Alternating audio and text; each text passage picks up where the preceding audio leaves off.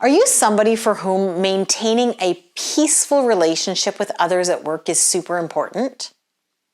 Is it to the extent that it leaves you not being able to say things that you need to say or address difficult issues?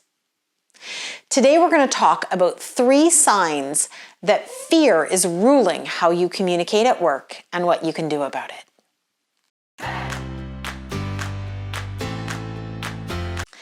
"15 years ago, I opened my very first business, and I desperately wanted it to be successful. In order to do so, I kind of let my clients run the show. I'd let them book appointments at times when I didn't really want to be in the office. I would let them book more clients in. I would end up booking more clients in a day than I wanted to see.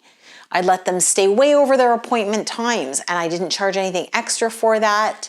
And I'd let a client call me one night and I would hustle to get that report they wanted done the next morning, even if I wasn't really free.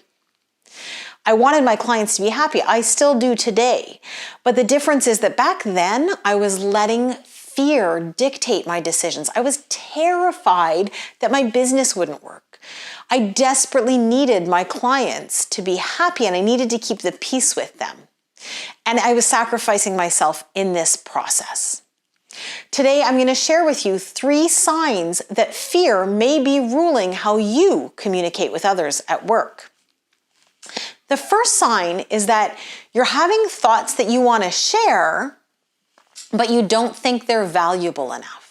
So you're maybe in a meeting and something pops into your mind that you'd like to say, but then you think, oh, that's probably a stupid idea, or somebody already suggested that and it didn't work.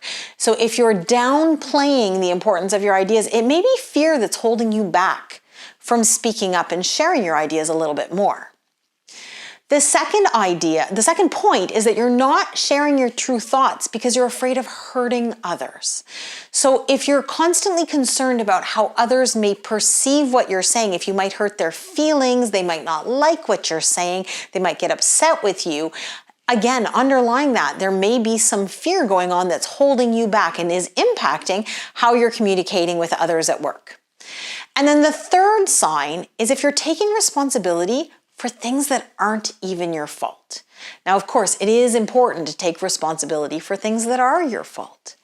But I've seen this many times where people are blamed for something that was not their fault, or they're even volunteering to take responsibility for something that was not they weren't involved in directly. So if you are doing that and not speaking up about it, there may be some fear underlying that.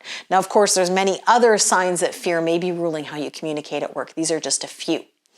And what's important is that if you're wanting to shift your dynamics and how you communicate at work, it's important to start being aware that fear is underlying some of these behaviors and decisions.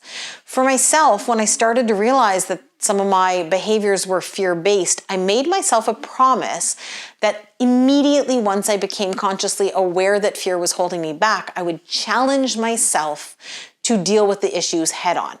I would manage the racing heartbeat, the sweaty palms, and put myself out there and say or do what needed to be done to respect myself. And let me tell you, it's hard at first, but once you get there, it is incredibly liberating.